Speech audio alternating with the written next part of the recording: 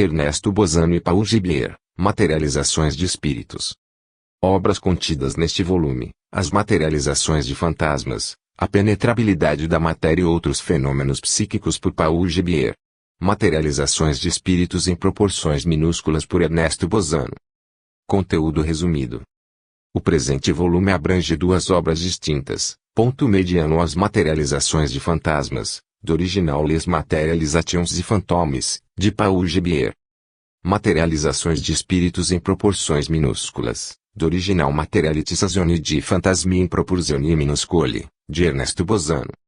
As referidas obras foram incluídas em um único livro, possivelmente pelo pequeno volume de cada um dos trabalhos individualmente. Ambas abordam as minuciosas pesquisas desses dois grandes nomes do espiritismo experimental a respeito das materializações de espíritos em condições rigorosas de controle à vista de inúmeras testemunhas presentes.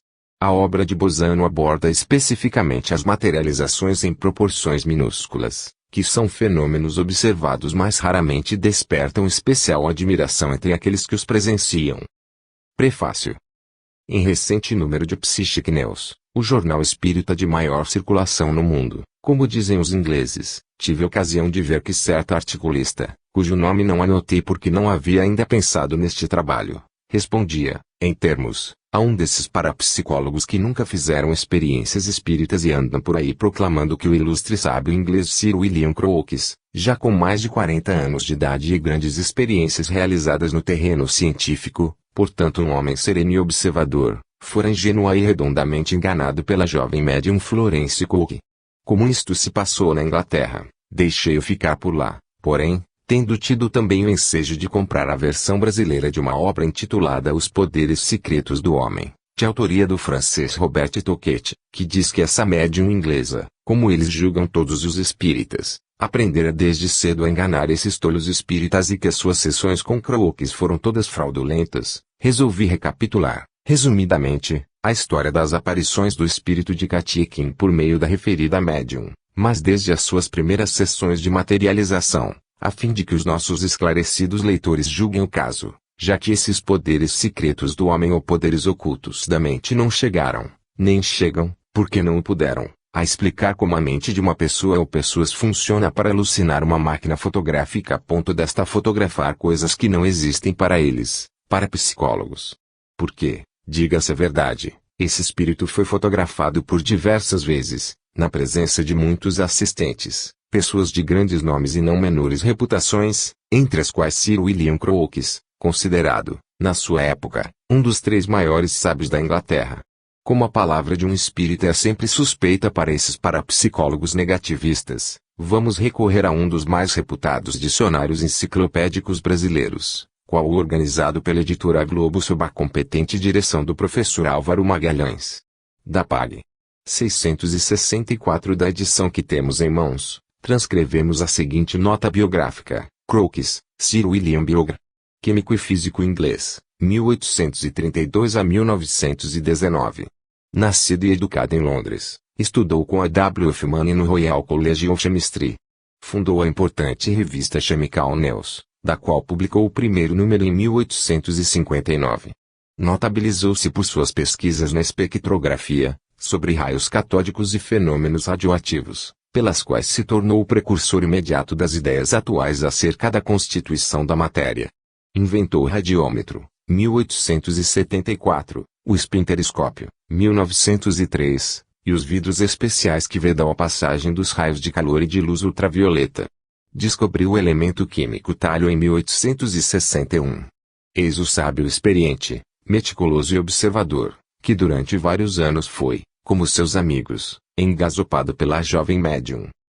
Achamos oportuno rememorar o caso, fazendo um resumo da história das aparições de Katia King, mas como já a temos excelentemente feita e reproduzida na obra do engenheiro Gabriel Delany A Alma Imortal, vamos reproduzi-la na íntegra. Embora a verrina só tenha sido lançada contra esse sábio inglês, resolvemos traduzir, em defesa dos fenômenos de materializações de fantasmas ou espíritos, 2 pequenos e importantes trabalhos do Dr. Paul Gibier e do professor Ernesto Bozano, o primeiro precedido de sua biografia e o segundo de sua autobiografia, para demonstrar que o espiritismo conta, nas suas fileiras, com homens de alto gabarito moral e intelectual. e o supracitado Robert Toquetti quem eu era. Em 1954, era ainda professor de Química da Escola Lavoisier, de Paris, e fazia parte do Conselho Administrativo do Instituto Metapsíquico Internacional e do corpo redatorial do seu órgão, a Revista Metapsíquica, da qual era redator-chefe o outro demolidor do espiritismo, seu homônimo Robert Amadou, para quem todos os grandes médiuns título de um livro dele, foram fraudadores. As infâmias assacadas por Robert Toquetti contra o sábio William Crookes e a médium estão na pág. 419 dos Poderes Secretos do Homem. Contra Crookes, assim, já dissemos o que pensávamos das experiências do sábio com Florence Cook. Julgamos que elas podem ser explicadas com duas palavras: mistificação, sempre, cumplicidade, às vezes. E contra o médium de Katia King era uma cínica e hábil farsista. Assim são os parapsicólogos. Mas passemos às aparições e materializações do espírito em questão. História de Katia King. Os fenômenos de materialização constituem as mais altas e irrefragáveis demonstrações da imortalidade. Surgir um ser defunto diante dos espectadores com uma forma corpórea, conversar, caminhar, escrever e desaparecer, quer instantaneamente, quer gradativamente, sob as vistas dos observadores, é de certo o mais empolgante e o mais singular dos espetáculos. Isso, para um incrédulo, ultrapassa os limites da verossimilhança e provas físicas irrefutáveis se fazem necessárias, para que o fenômeno não seja lançado à conta de fraude ou de alucinação. Felizmente, porém, bom número existe de observações, relatadas por homens imparciais e, ainda, dotados da isenção e da competência indispensáveis a dar a tais experiências o apoio da autoridade de que eles desfrutam. O Sr. Aksakoff fez como o médium Eglinton uma série delas, em que as mais minuciosas precauções foram tomadas, o que lhe facultou chegar a resultados absolutamente inatacáveis, do ponto de vista científico. O avultado número de matérias de que temos de tratar nos obriga, com muito pesar nosso, a remeter o leitor às obras originais onde esses casos se encontram longamente expostos. Serão consultadas com proveito: Animismo e Espiritismo, de Aksakoff, Ensaio de Espiritismo Científico, de Metzger, Depois da Morte, de Leon Denis, e Psiquismo Experimental, de Ernie.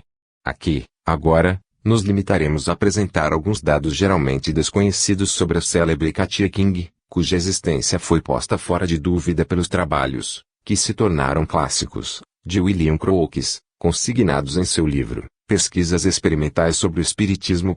Servir-nos-emos dos estudos que na Revue Spirit 2 publicou a Senhora de Laversailles, resumindo o mais possível essa interessante tradução da obra de E.P. Sargent, editada em Boston, no ano de 1875. Muitas pessoas, pouco a par da literatura espírita, supõem que o espírito Katia King só foi examinado por William Crookes. Vamos mostrar que há elevadíssimo número de atestados relativos à sua existência, procedentes de testemunhas bastante conhecidas no mundo literário e científico. Quando o ilustre químico teve de verificar a mediunidade da senhorita Cook, já há muito tempo havia que Katia se materializava. Os grandes médiuns, por demais raros, não se revelam de improviso.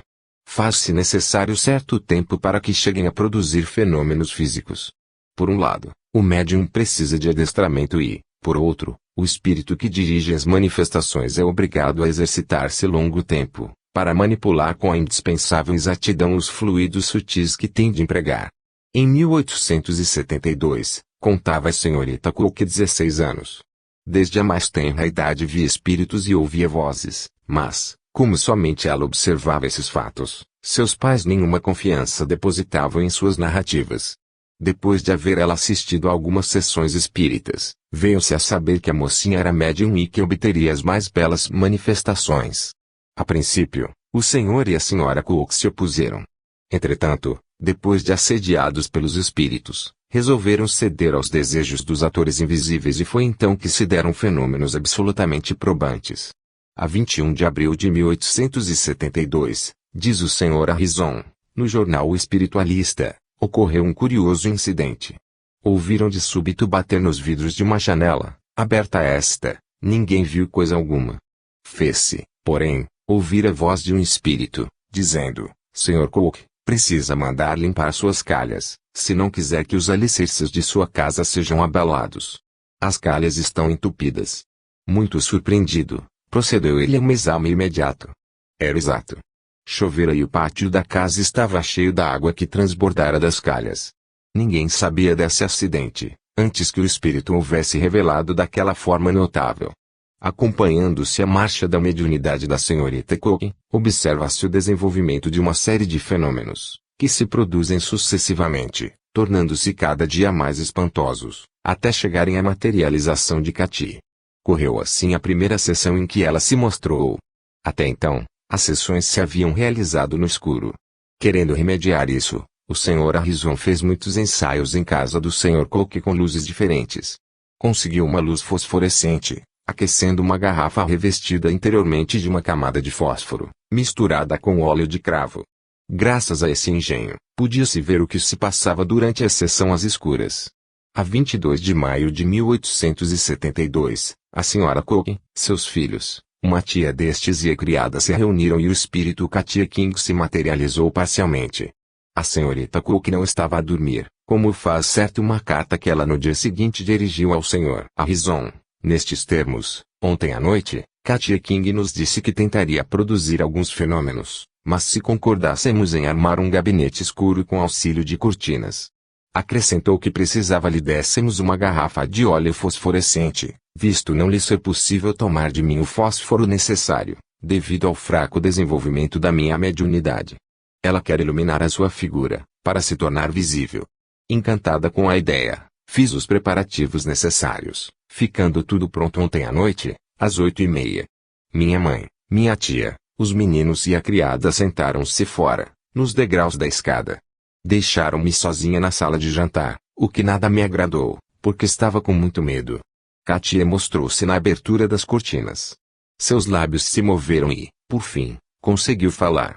Conversou durante alguns minutos com a mamãe. Todos puderam ver-lhe o movimento dos lábios. Como eu, do lugar onde estava, não a visse bem, pedi-lhe que se voltasse para mim. O espírito me respondeu, mas, de certo, falo-ei. Vi então que só estava formada a parte superior do seu corpo, o busto, sendo o resto da aparição uma espécie de nuvem, ligeiramente luminosa. Após breves instantes de espera, o espírito Katia começou por trazer algumas folhas frescas de eira, planta que não existe no nosso jardim. Depois, todos vimos aparecer, fora da cortina, um braço cuja mão segurava a garrafa luminosa. Mostrou-se uma figura com a cabeça coberta de uma porção de pano branco. Katia aproximou do seu rosto o frasco e todos a percebemos distintamente. Esteve 2 minutos e em seguida desapareceu. O rosto era oval, aquilino nariz, vivos os olhos e a boca lindíssima. Disse Katia à mamãe que a olhasse bem, pois sabia que tinha um ar lúgubre. Eu, pelo que me diz respeito, fiquei muito impressionada quando o espírito se aproximou de mim. Emocionadíssima, não pude falar, nem mesmo esboçar um gesto. Da última vez que se apresentou na junção das cortinas, demorou-se uns bons 5 minutos e incumbiu a mamãe de lhe pedir que venha aqui um dia desta semana. Katia King encerrou a sessão, implorando para nós as bênçãos de Deus. Exprimiu a sua alegria por se ter podido mostrar aos nossos olhares. O Sr. Harrison atendeu a 25 de abril ao convite de Katia e na sua presença se verificou a segunda sessão de materialização. Ele tomou interessantes notas que publicou depois no seu jornal, The Spiritualist, donde extraímos os tópicos seguintes. Testemunha do Sr. Harrison com a minha presença. Uma sessão se realizou a 25 de abril, em casa do Sr. Cook. O médium, senhorita Cook, sentou-se no interior de um gabinete escuro. De tempos a tempos, ouvia-se um ruído de raspagem com unhas. O espírito Katia segurava um tecido leve, por ela mesma fabricado e no qual procurava recolher, em torno do médium, os fluidos necessários à sua materialização completa. Para esse efeito, atritava o médium com o mencionado tecido. Dali a pouco, travou-se em voz baixa, entre o médium e o espírito, o seguinte diálogo: Senhorita Cook, vamos, Katy, não gosto de ser friccionada assim. Katy, não sejas tolinha, tira o que tens na cabeça e olha-me. E continuava a friccionar: Senhorita Cook, não quero. Deixa-me, Katy. Já não gosto de ti. Metes-me medo.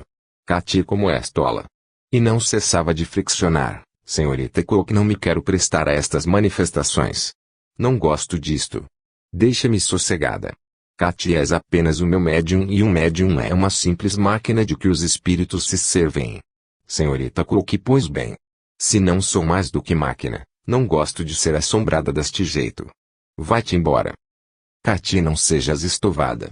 Vê-se, por esse diálogo, que a aparição não é o duplo do médium, pois que a vontade consciente da moça se revela em oposição absoluta do fantasma, que se acha na sua presença.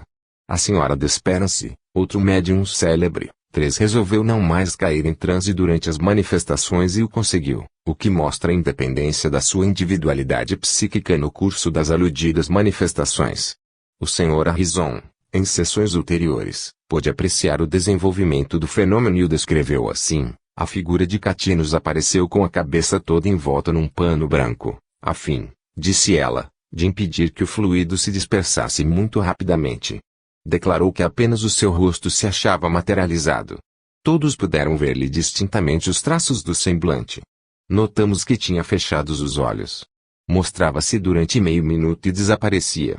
Depois, disse-me: Willie, olha como sorriu, vê como falo. E exclamou: Cook, aumenta a luz. Imediatamente isso foi feito e todos puderam observar a figura de Katy King brilhantemente iluminada. Tinha uma fisionomia jovem, linda, jovial, olhos vivos um tanto maliciosos. Sua tez já não era mate e imprecisa, como da sua primeira aparição, a 22 de abril, porque, explicava ela, já sei melhor como devo fazer. Quando a sua figura se apresentou em plena luz, suas faces pareciam naturalmente coloridas. Todos os assistentes exclamaram: vemos-te agora perfeitamente. Katy manifestou a sua alegria, estendendo o braço para fora da cortina e batendo na parede com um leque que achara ao seu alcance. As sessões continuaram com bom êxito. As forças de Katy King aumentaram de mais em mais, porém, durante longo tempo, ela só consentiu uma luz muito fraca, enquanto se materializava. A cabeça trazia sempre envolta em véus brancos, porque não a formava completamente, a fim de empregar menor quantidade de fluido e não fatigar a médium. Ao cabo de bom número de sessões, conseguiu mostrar-se em plena luz, com o rosto, os braços e as mãos descobertos. Naquela época, a senhorita Cook permanecia quase sempre acordada, enquanto se achava presente o espírito. Algumas vezes, porém, quando fazia mau tempo, ou eram desfavoráveis outras condições, a mocinha adormecia sob influência espírita, o que aumentava o poder da médium e obstava a que a sua atividade mental perturbasse a ação das forças magnéticas. Depois, Katy não mais apareceu sem que a médium estivesse em transe. Realizaram-se algumas sessões para a aparição de outros espíritos, mas, essas sessões tiveram que ser efetuadas com muito pouca luz e foram menos perfeitas do que as em que Katy se mostrava. Contudo, verificou-se a aparição de figuras conhecidas, cuja autenticidade ficou bem comprovada. Apreciaremos daqui a pouco o testemunho da senhora Florence Marryat, conhecida escritora. Numa sessão feita a 20 de janeiro de 1873, em Hackney, sua face se transformou, tornando-se, de branca, negra, em poucos segundos, fato que depois se reproduziu muitas vezes. Para mostrar que suas mãos não eram movidas mecanicamente, ela fez uma costura na cortina em que se havia rasgado. Noutra sessão, a 12 de março e no mesmo local, as mãos da senhorita Cook foram atadas, sendo postos selos de cera sobre os nós. Katy King se mostrou então a certa distância, à frente da cortina, com as mãos inteiramente livres. Como se vê, só ao fim de longas experiências, a princípio imperfeitas e que com a continuação foram melhorando, o espírito Katy King alcançou o desenvolvimento que lhe possibilitou manifestar-se livremente, em plena luz, sob forma humana, fora e à frente do gabinete escuro, diante de um círculo de espectadores maravilhados. A partir desse momento, organizaram-se controles muito severos e, somente depois de os terem estudado com todo o rigor possível, foi que o Sr. Benjamin Coleman, o Dr. Gully e o Dr. Seston proclamaram a realidade daquelas manifestações transcendentes. Tiraram-se à luz do magnésio muitas fotografias de Katy King, estando ela completamente materializada, de pé. Na sala, sob severíssima fiscalização. Desde os primórdios da mediunidade da senhorita Cook, o Sr. C.H. Blackburn, de Manchester, com ponderada liberalidade, lhe fez importante dote que lhe assegurou a subsistência. Assim procedeu ele, tendo em vista o progresso da ciência. Todas as sessões da senhorita Cook se realizaram gratuitamente. Primeiras fotografias de Katy King na primavera de 1873, Muitas sessões se realizaram com o fito de obterem-se fotografias de Katia King. A 7 de maio, tiraram-se 4 com bom resultado. Uma delas foi reproduzida em gravura. As experiências fotográficas se acham bem descritas na resenha que abaixo transcrevemos, elaborada depois de uma sessão e assinada com os seguintes nomes: Amélie Corner, Caroline Corner, M. Luxmore, G. Tap W. Harrison.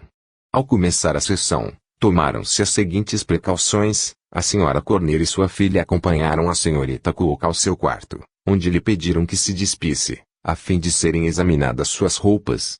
Fizeram-na envergar um grande roupão de pano cinzento, em substituição do vestido que despira, e depois conduziram na sala das sessões, onde lhe ataram solidamente os pulsos com as fitas. O gabinete foi examinado em todos os sentidos, após o que a senhorita Cook se sentou dentro dele. As fitas que lhe atavam os punhos foram passadas por um anel fixado no assoalho, em seguida por baixo do manto, sendo, afinal, amarradas a uma cadeira colocada fora do gabinete. Desse modo, se a médium se movesse, logo o perceberiam.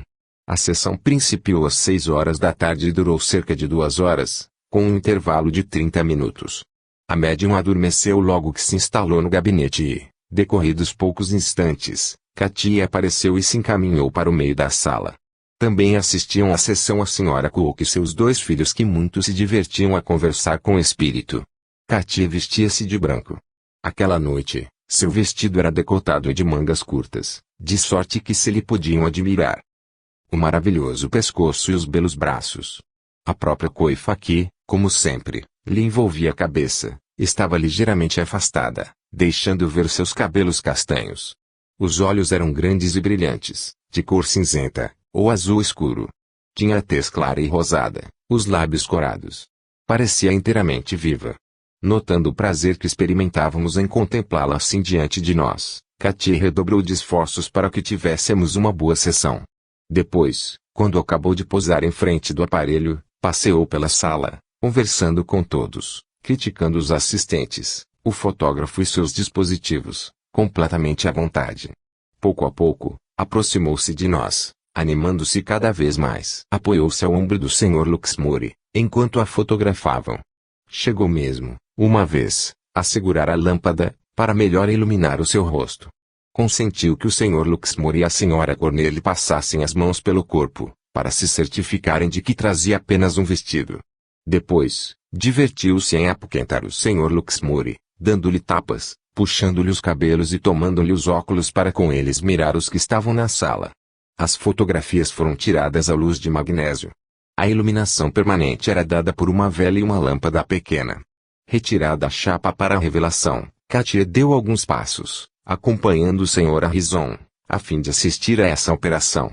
Outro fato curioso também se deu essa noite. Estando Katia a repousar diante do gabinete, à espera de se colocar em posição para ser fotografada, todos viram aparecer por sobre a cortina um grande braço de homem, nu até a espada e a agitar os dedos. Katia voltou-se e repreendeu o intruso, dizendo que era muito mal feito vir outro espírito perturbar tudo, quando ela se preparava para lhe tirarem o retrato, e ordenou-lhe que sem demora se retirasse. No dia da sessão, declarou Katia que suas forças desfaleciam, que ela estava a pique de dissolver-se. Com efeito, suas forças haviam diminuído tanto, que, a luz que penetrava no gabinete para onde se retirara, ela pareceu esvair-se. Todos então a viram achatar-se, destituída totalmente de corpo e com o pescoço a tocar o chão. A médium se conservava ligada como no começo.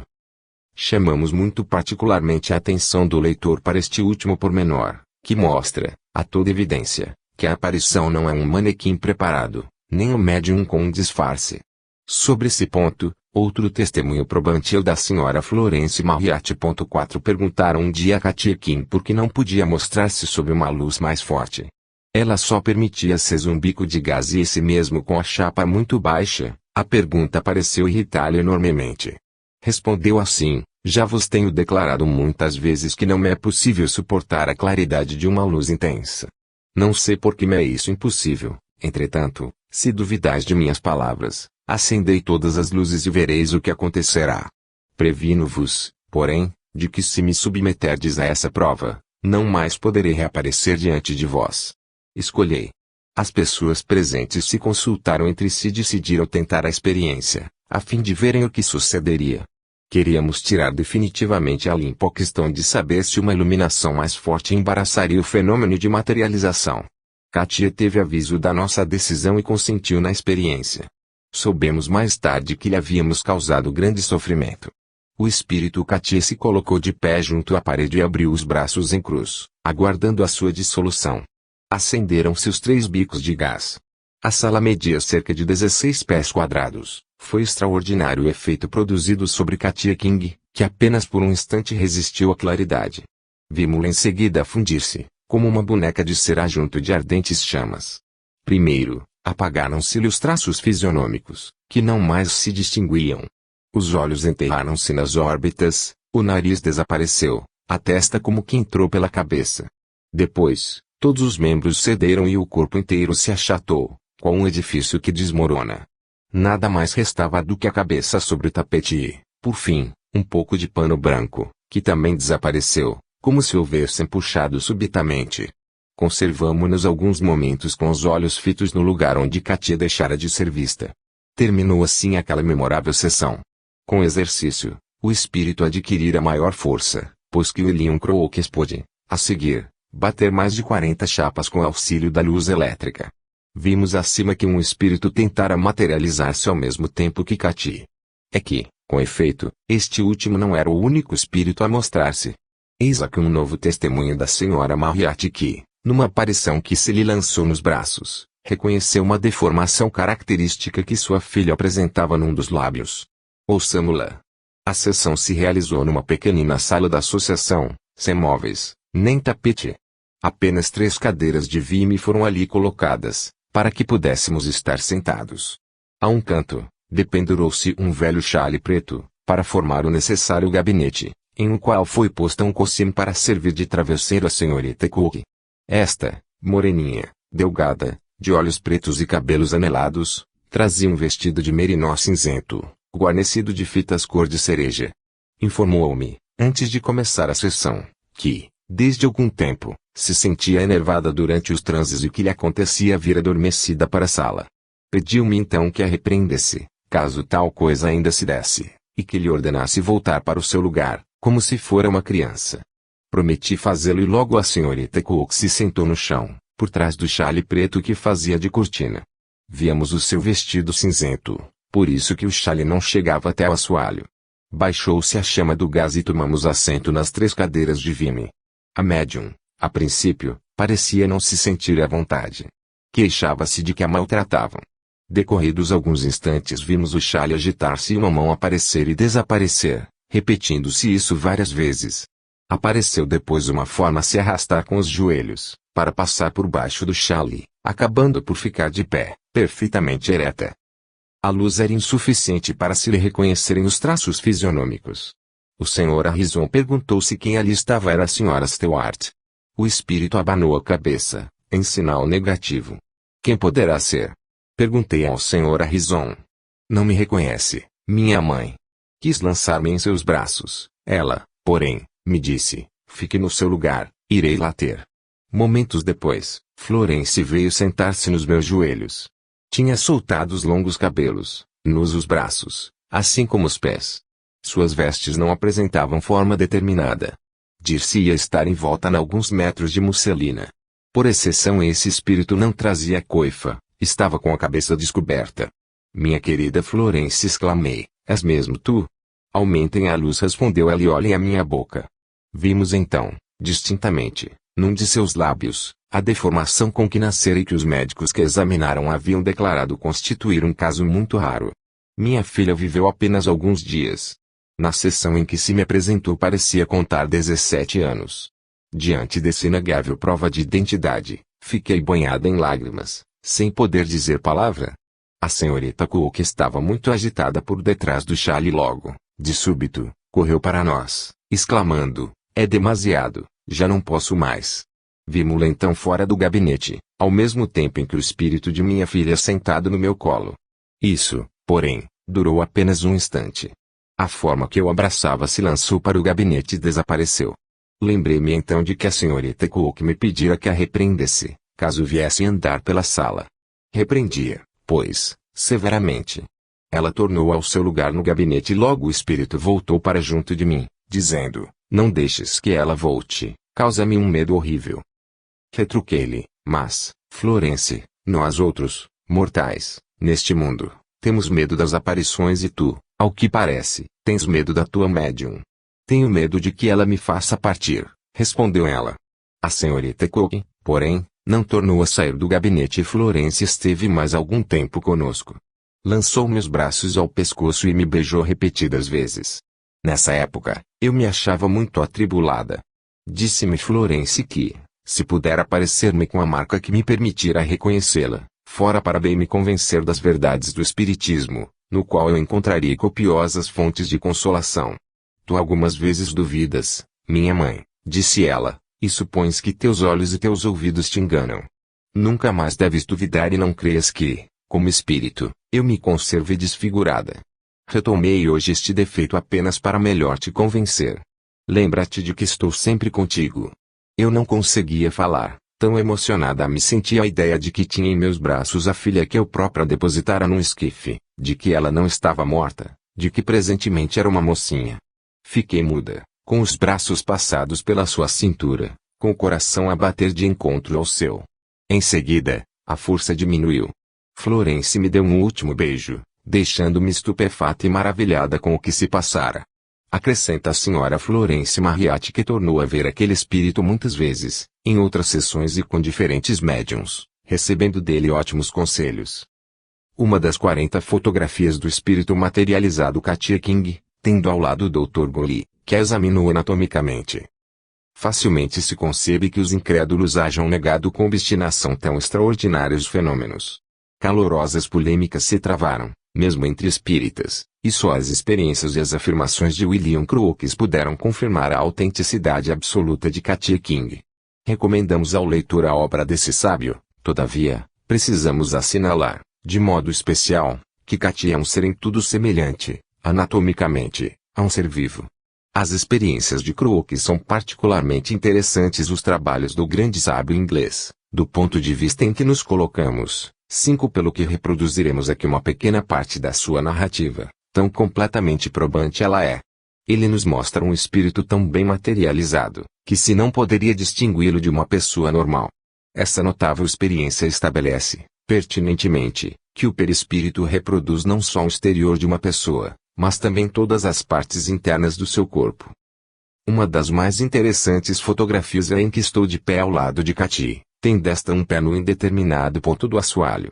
Em seguida, vesti a senhorita Cook tal qual estava Katia e nos colocamos, ela e eu, na mesma posição em que estiveramos Katia e eu, e fomos fotografados pelas mesmas objetivas, situadas estas absolutamente como na outra experiência e iluminadas pela mesma luz.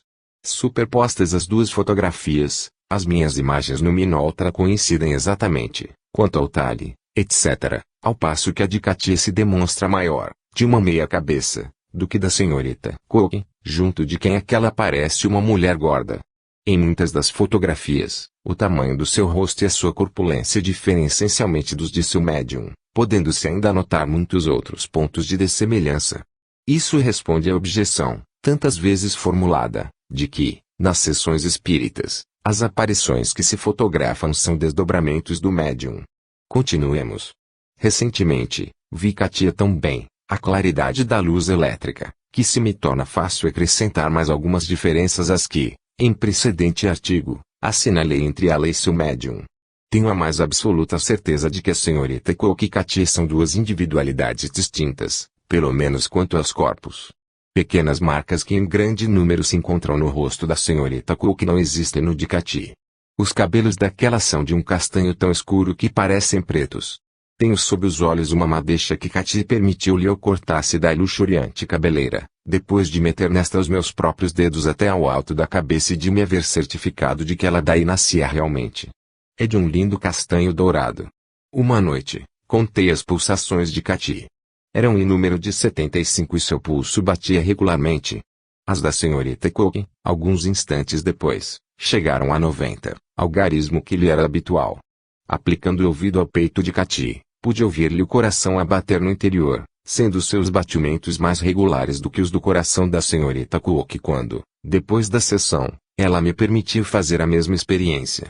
Auscultados de igual modo, os pulmões de Katy se revelaram mais sãos do que os de sua médium, porquanto, no momento em que fiz experiência, a senhorita Cook estava em tratamento de um grande resfriado. Tais as primeiras manifestações de Katy King. Eis agora o que se passou da última vez que ela apareceu, achando-se entre os espectadores a senhora Florence Marriott, o Sr. Tapp, William Crookes e a doméstica Marie. 6 A última sessão às 7h23 da noite, o Sr. Crookes conduziu a senhorita Cook para o gabinete escuro, onde ela se deitou no chão, com a cabeça sobre um travesseiro. Às 7h28, Katy falou pela primeira vez e às 7h30 mostrou-se fora da cortina em toda a sua estatura. Estava vestida de branco, de mangas curtas e o pescoço nu. Trazia soltos os seus longos cabelos castanho claros, de tom dourado, a lhe caírem em cachos dos dois lados da cabeça e pelas costas até a cintura. Também trazia um longo véu branco que apenas uma ou duas vezes abaixou sobre o rosto, durante a sessão. O médium trajava um vestido de merino azul claro. Durante quase toda a sessão, Katy se conservou em pé diante dos assistentes. Corrida que fora a cortina do gabinete, todos viam distintamente a médium adormecida, com o rosto coberto por um xale vermelho, para preservá-lo da luz. Não deixara a posição que havia tomado desde o começo da sessão, que transcorreu a uma luz que espalhava viva claridade. Katy falou da sua próxima partida e aceitou um ramo de flores que o Sr. Tapp lhe trouxera, assim como um apanhado de lírios que o Sr. Crookes lhe ofereceu. Pediu ao Sr. Tapp que desmanchasse o ramo e colocasse diante dela as flores, no chão. Sentou-se, então, à moda turca e pediu que todos fizessem o mesmo, ao seu derredor. Distribuiu as flores, fazendo com algumas um raminho, que atou com uma fita azul. Escreveu cartas de adeus a alguns de seus amigos, pondo-lhes assinatura, Annie Morgan, dizendo que fora este o seu verdadeiro nome na vida terrena. Escreveu também uma carta ao seu médium e escolheu um botão de rosa para lhe ser entregue como presente de despedida. Pegou uma tesoura, cortou uma mecha de seus cabelos e ofereceu certa porção destes a cada um. Enfiou depois o braço no do Sr. Crookes e deu volta à sala apertando a mão de todos, um por um. Sentou-se de novo, cortou vários pedaços do seu vestido e do seu véu, presenteando com eles os assistentes. Como fossem visíveis os grandes buracos que lhe ficaram nas vestes e estando ela sentada entre o Sr. Crookes e o Sr. Tapp, alguém lhe perguntou se poderia reparar aqueles estragos, como já o fizera em outras ocasiões. Ela então expôs à luz a parte cortada, bateu em cima com uma das mãos e imediatamente aquela parte do vestido se tornou tão perfeita como era antes. Os que lhe estavam próximos examinaram e tocaram, com sua permissão, a fazenda e afirmam que não mais havia nem buraco, nem costura, nem a posição de qualquer remendo onde um momento antes tinham visto rasgões do diâmetro de muitas polegadas. Transmitiu a seguir suas últimas instruções ao Sr. Crookes e aos outros amigos sobre como deviam proceder com relação às manifestações ulteriores, que prometera, com auxílio de sua médium. Essas instruções foram cuidadosamente anotadas e entregues ao Sr. Crookes. Parecendo então fatigada, Katy dizia com tristeza que precisava ir-se embora, que a sua força decaía. Reiterou muito afetuosamente seu adeus a todos e todos lhe agradeceram as maravilhosas manifestações que lhes havia proporcionado. Dirigindo a seus amigos um último olhar, grave e pensativo, desceu a cortina e tornou-se invisível. Ouviram-na despertar a médium, que lhe pediu, banhada em lágrimas, que se demorasse mais um pouco. Katy, porém, lhe respondeu, minha querida, não posso. Está cumprida a minha missão. Deus te abençoe. E todos ouviram o som do seu beijo de despedida na médium. Logo depois, a senhorita Cook vinha ter com os presentes, inteiramente esgotada e profundamente consternada. Vê-se assim quanto a moça, rebelde a princípio, se afeiçoara à sua amiga invisível. Katy dizia que dali em diante não mais poderia falar nem mostrar-se, que, realizando, por 3 anos, aquelas manifestações físicas, passara a vida bem penosa, para expiar suas faltas, que decidira elevar-se a um grau mais alto da vida espiritual, que só a longos intervalos poderia corresponder-se por escrito com a sua médium, mas que esta poderia vê-la sempre, por meio da lucidez magnética. 7 Termino aqui a transcrição das aparições e materializações do espírito de Katy King, que ocupa 17 páginas do importante livro de Gabriel Delany A Alma Imortal. Quem desejar conhecê-la não apenas neste resumo, porém bem mais ampliada, poderá fazê-lo lendo a citada obra de Crooks, traduzida para o português sob o título de Fatos Espíritas, ou ainda a História das Aparições de Katia King, no total de 87 páginas, publicada pela Federação Espírita Brasileira, como apêndice ao trabalho do conselheiro Alexander Aksakoff intitulado Um Caso de Desmaterialização Parcial do Corpo de um Médium.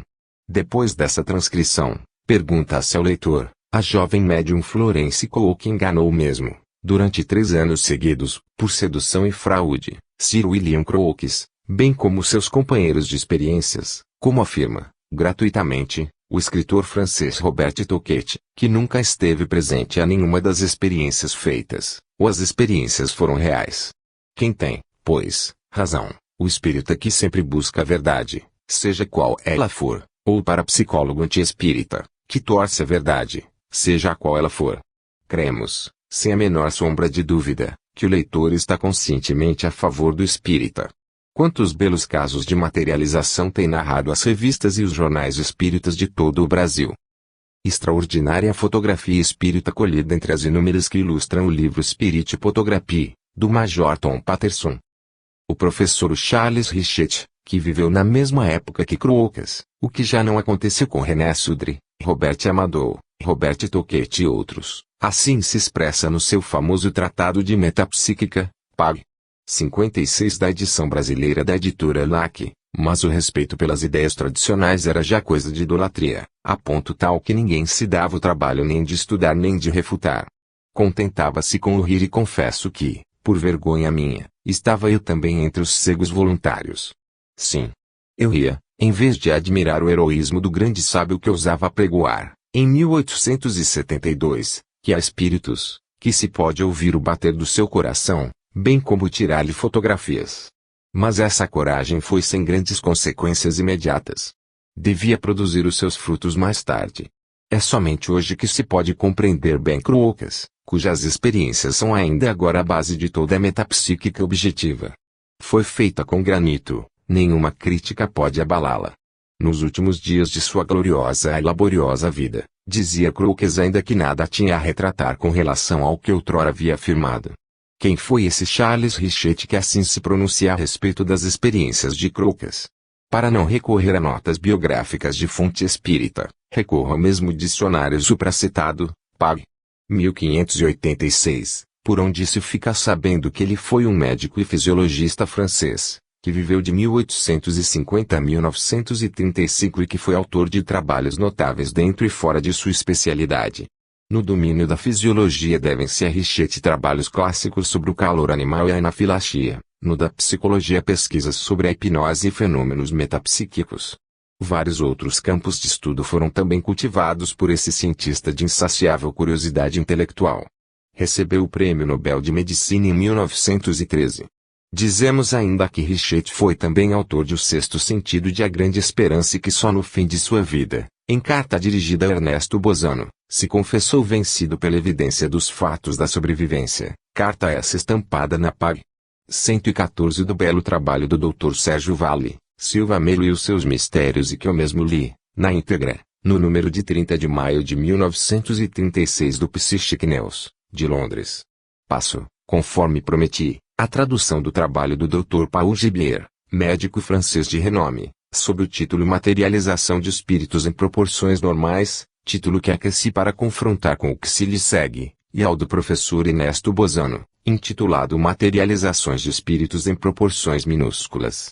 Com base nessas duas obras, cai por terra a hipótese de que os espíritos são apenas desdobramentos dos médiuns dos quais se originam.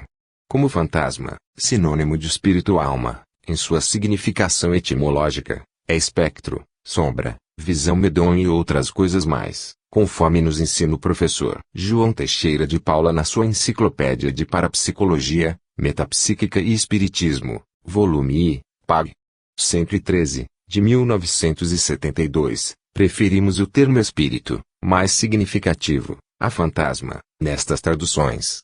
Precedemos o trabalho de Paul Gibier de sua biografia e o de Ernesto Bozano de sua autobiografia. Dois verdadeiros sábios. Francisco Clorso Werneck. Primeira parte. Paul Gibier, Materializações de espíritos em proporções normais. As materializações de fantasmas. A penetrabilidade da matéria e outros fenômenos psíquicos. Paul Gibler, traços biográficos. Esse denodado investigador dos fenômenos espíritas era doutor em medicina, preparador do Museu de História Natural de Paris, cavaleiro da Legião de Honra, discípulo e substituto do grande sábio Pasteur e diretor do Instituto de Microbiologia de New York. Foi designado pelo governo para estudar a febre amarela em Cuba, a cólera na Espanha e o método experimental na Alemanha. Entre os seus notáveis trabalhos, que constam dos Anais da Academia de Ciências de 1882 a 1884, conta-se a descoberta do micróbio da raiva, que concorreu para a celebridade desse predileto discípulo de Pasteur. A sua memória sobre a hidrofobia e seu tratamento à Faculdade de Medicina de Paris concedeu a mais elevada recompensa que se pode dar às teses. Eminente bacteriologista, Gibler foi um dos que estudaram primeiramente o espiritismo experimental, tendo observado fenômenos transcendentes, o que o levou a afirmar a veracidade dos mesmos. É assim que ele se pronuncia a esse respeito. Temos observado estes fenômenos tantas vezes e sob formas tão variadas que negá-los seria negar os fatos comuns que verificamos diariamente. Em 1900 ofereceu ao Congresso Internacional Oficial de Psicologia, reunido em Paris, uma memória relatando numerosas materializações de espíritos observadas em seu próprio laboratório em New York, com a presença de várias testemunhas, notadamente de preparadores que o assistiam nos seus estudos de biologia. Trata-se do presente trabalho.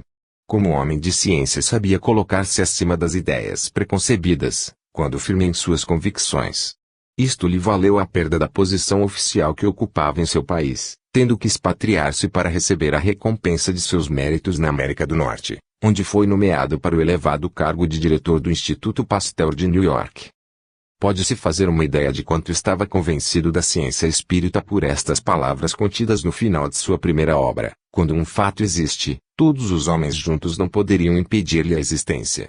Escreveu ele duas bem importantes obras, O Espiritismo, Faquirismo Ocidental, e Análise das Coisas, já traduzidas para a língua portuguesa, nas quais expõe não somente suas próprias experiências, mas também as consequências que daí resultaram. Foi precisamente esse estudo que lhe valeu a inimizade do mundo oficial francês, ainda mal preparado para a apreciação de tais fenômenos. O Dr. Paul Gibler havia dito que o Dr. Vulpian, ex-decano da Academia de Medicina, lhe predissera a perda de sua posição oficial e o descrédito em que cairia se persistisse na afirmação desta verdade, que tinha a grande culpa de não merecer o patrocínio das academias. Apesar dessas ameaças, o grande homem de ciência não hesitou em pôr de lado os seus interesses materiais para a defesa da nova ciência da alma e, assim, depois de ter sido privado dos seus meios de subsistência, foi obrigado a expatriar-se para ir buscar no estrangeiro o pão cotidiano que lhe era recusado, em seu próprio país, pela intolerância de seus colegas. Mas ele foi recompensado por um esplêndido sucesso, vista que logo ocupou o invejável lugar de diretor do Instituto Pasteur de New York, para o qual estava bem preparado pelos seus estudos anteriores. O Dr. Paul Gibler fazia parte dessa elite intelectual para a qual a opinião vulgar, as ideias preconcebidas, nenhum valor tinham. Ele realizava as suas experiências com excessivo rigor, mas uma vez que chegava à certeza, nada o podia impedir de proclamar as suas convicções. São caracteres do que se tornam raros em nossos dias, mas podemos orgulhar-nos de contar alguns deles em nossas fileiras espíritas.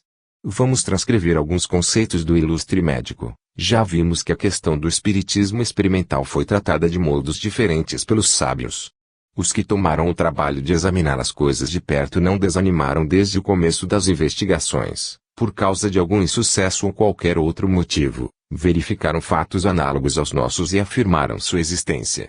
Os sábios que, pelo contrário, só abordaram o estudo dos fenômenos em questão com ideias preconcebidas e contentaram-se com as experiências pouco satisfatórias que fizeram no início, aqueles que, sem nada haverem observado, contentaram-se com a opinião alheia conforme as suas próprias ideias e escreveram que os fenômenos denominados espíritas não existem ou, o que, no fundo, vem a dar no mesmo, que são o produto exclusivo da fraude, foram muito imprudentes e devemos pedir-lhes contas de sua atitude.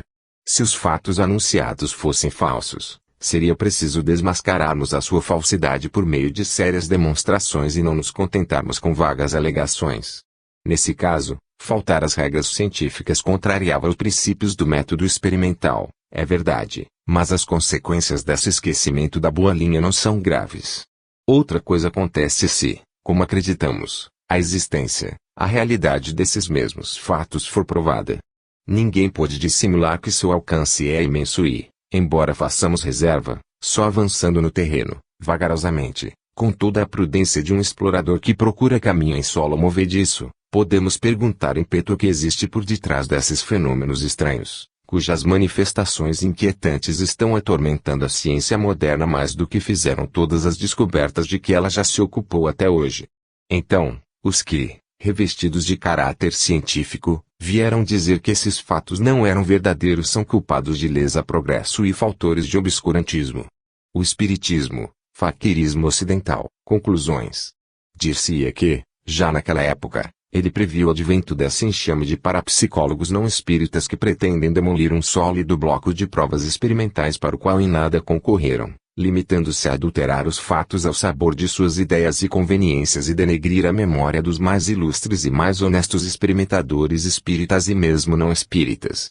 O Dr. Paul Gibier conclui a sua obra de modo muito interessante. Dirigindo-se aos homens de ciência, assim se exprime: seria desejável que formassem uma sociedade para o estudo desse novo ramo de psicofisiologia, a fim de sabermos logo o que devemos pensar a respeito do assunto, cujo alcance deve ser muito elevado. Não receamos repetir ainda, nada interessa tanto à humanidade como isto, por esse motivo apelamos para as inteligências sérias e de boa vontade e, de nossa parte, ficamos à disposição dos pensadores e dos homens de iniciativa dispostos à criação de uma sociedade cujos meios de investigação formarão, no mundo, uma força poderosa por mais de um título. Gibier desencarnou a 10 de junho de 1900, vítima de um terrível acidente de carruagem ao ter se espantado o animal que o conduzia, com fogos de artifícios atirados na estrada por algumas crianças, quando se dirigia da cidade de New York para de Suffren. Prefácio da edição francesa. Após a publicação da sua primeira obra, O Espiritismo, Faquirismo Ocidental, que surgiu em 1886 e que, como interesse científico, pode ser comparada aos trabalhos do ilustre William Crookes, o Dr. Paul Gibier teve que ir a New York, onde fundou o Instituto Pasteur. Do ponto de vista profissional, Paul Gibier era justamente estimado. Trabalhara longo tempo no Museu de História Natural de Paris, onde suas pesquisas tinham demonstrado que certas doenças microbianas eram transmitidas dos animais de sangue frio aos animais de sangue quente inversamente, em certas condições de temperatura, e que os pássaros eram suscetíveis de sofrer o contágio de certas doenças humanas. Depois que esses trabalhos despertaram a atenção de seus mestres e de seus pares pelo jovem prático, o governo francês confiou-lhe o cuidado de estudar, no local, duas epidemias de cólera, das quais uma tinha se produzido nas Antilhas, e duas epidemias de febre amarela, nas Antilhas e na Flórida. Essas dolorosas e honrosas missões ligaram o Dr. Gibier a inúmeras celebridades médicas e ao ilustre Pasteur, que considerava bastante sua pessoa e suas pesquisas. Tudo isso se passava antes da publicação do seu livro sobre o Espiritismo, obra tão afirmativa e tão claramente segura da objetividade dos fenômenos espíritas, que de todas as partes, os inimigos do Espiritismo, tanto materialistas quanto ultramontanos, gritaram em altos brados, e os que não ousaram acusá-lo de fraude não deixaram de acreditá-lo como cúmplice involuntário dos prestidigitadores, que o teriam usado. Impulsionado pela necessidade de se defender, o Dr. Gibier publicou relatórios de serviços, indícios convincentes de suas faculdades de observação e esta carta de Pasteur, que deveria ser suficiente para cortar pela raiz as polêmicas. Caro Sr. Gibier, conhecendo os novos métodos aplicados ao estudo das doenças contagiosas, o senhor poderá abordar as difíceis pesquisas que irá empreender. Desconfie, sobretudo, de uma coisa: a precipitação no desejo de concluir. Seja um inimigo vigilante e tenaz de si mesmo. Pense sempre o que está em erro. Meus parabéns e um cordial aperto de mão. Ele e Pasteur são conselhos que só se dão a um homem capaz de segui-los, e o Dr. Gibier mostrara-se digno, experimentando mais de 500 vezes a escrita direta, através de um lápis colocado entre duas ardosas. É difícil taxar de leviandade a atitude de um homem que toma precauções antes de afirmar uma verdade. Em 1890 o Dr. Gibier publicava sua segunda obra, Análise das Coisas. Esta não se contenta em expor secamente os fatos novos acrescentados à série de experiências empreendidas pelo sábio, oferece uma teoria geral da matéria e da vida e, baseando-se no conjunto dos fatos conhecidos para deduzir as ideias que daí podem resultar, instaura um amplo dado espiritualista que, se fosse universalmente compreendido, todas as religiões e todas as filosofias encontrariam diversos pontos de contato para aí tentar a fusão de todas as seitas, na harmoniosa unidade de uma doutrina fraternal. A análise das coisas é, simultaneamente, o estudo de um sábio, a efusão de um grande coração e a visão penetrante de um filósofo para quem as portas do futuro se abriram sob o claro olhar da intuição. Quando se é tomado pelo gosto de uma pesquisa e nenhuma é tão apaixonante e cheia de consequências quanto essa do fato espírita, não se conseguiria afastar-se dela, quaisquer que fossem, aliás, as obrigações profissionais. É por isso que, apesar do seu desgastante labor médico, o Dr. Gibier, embora entregue a trabalhos de pesquisa científica, encontrou o tempo de ainda se entregar ao estudo experimental do espiritismo, enquanto se achava em New York. A América é o berço do espiritismo e a pesquisa científica, relativa a esse dado, para aí foi impulsionada com um grande cuidado e um ardor que fez afluir os recursos nas sociedades de estudos constituídas para esse efeito. É quase inútil dizer que o Dr. Gibier aproveitou avidamente possibilidades de trabalho que se ofereciam, assim, à sua investigação. Após vários anos de pesquisas experimentais, produzidas com um controle severo, ele dirigiu ao 4 graus Celsius um Congresso Internacional de Psicologia, ocorrido em Paris, em 1900, um relatório considerável, concernente às suas pesquisas sobre as materializações de fantasmas, a penetrabilidade da matéria e outros fenômenos psíquicos, cuidadosamente observados e anotados por ele. Pressentindo que, como suas obras precedentes, esse memorial não deixaria de suscitar veementes polêmicas, o autor decidira vir a Paris apresentá-lo, ele próprio, e responder a todas as objeções com a autoridade que lhe conferiam sua certeza e sua imponente bagagem científica. Infelizmente, no início de 1900, ele morreu em consequência de um acidente de carro. Era uma grande perda para a ciência em geral, maior ainda para a ciência psíquica, que perdia nele um de seus adeptos mais interessantes, um defensor tão temível quanto cortês na discussão, e que demonstrava, sem nenhum exagero, a verdade flagrante através do fato observado. São adeptos como esse que fazem a força de uma ciência onde uma doutrina e o psiquismo é os dois juntos, porque não dão aos seus adversários essa contenda que vem da cólera e da violência.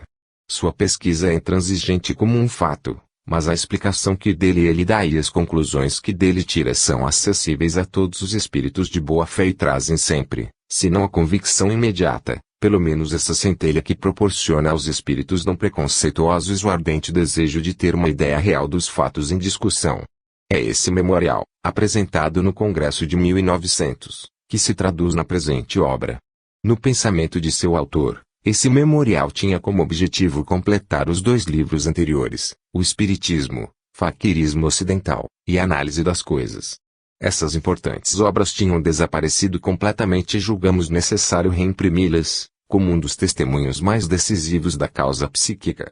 Os fatos revelados tanto nesses 2 volumes quanto no memorial guardaram todo o seu interesse e sustentaram sempre as mesmas polêmicas. Eles são, todavia, inegáveis e todos aqueles que se entregaram continuadamente e com seriedade a experiências similares os constataram, a seu turno. Mas as experiências do Dr. Gibier têm esta vantagem, que não cabe a todo mundo, de terem sido seguidas ao longo de vários anos por um homem de grande cultura inteiramente impregnado dos métodos de investigação científica, que nunca julga suficiente o controle ao qual submete seus auxílios, os instrumentos de seu trabalho e os resultados obtidos. É uma garantia a mais de sua perfeita veracidade. Os fenômenos citados pelo sábio foram todos produzidos no seu próprio laboratório, que não comportava nenhum esconderijo que pudesse escapar da sua vigilância, nem nenhuma causa de erro que não lhe fosse primeiramente conhecida. Todos os processos de fraude eram cuidadosamente afastados e todos os fatos se produziram diante das personalidades científicas, que forneceram seu testemunho. A médium a qual o Dr. Gibier dá o pseudônimo de Sra. Salmão era uma pessoa de seu conhecimento, cuja retidão ele apreciava, mas que, todavia, submetia a todo o controle desejável. É impossível ver um motivo de qualquer suspeita nas pesquisas de Gibier. O Dr. Gibier estabeleceu sobre essas bases as provas da realidade dos fenômenos que ele observou. A fotografia serviu-lhe para demonstrar que as materializações obtidas nada têm de comum com a médium em transe no seu gabinete. Ele viu, tocou, e é objetiva fotográfica, testemunha refratária a qualquer sugestão, viu também e registrou. Sobre este ponto, o autor é formal. Quanto à causa dos fenômenos assim descritos, o Dr. G.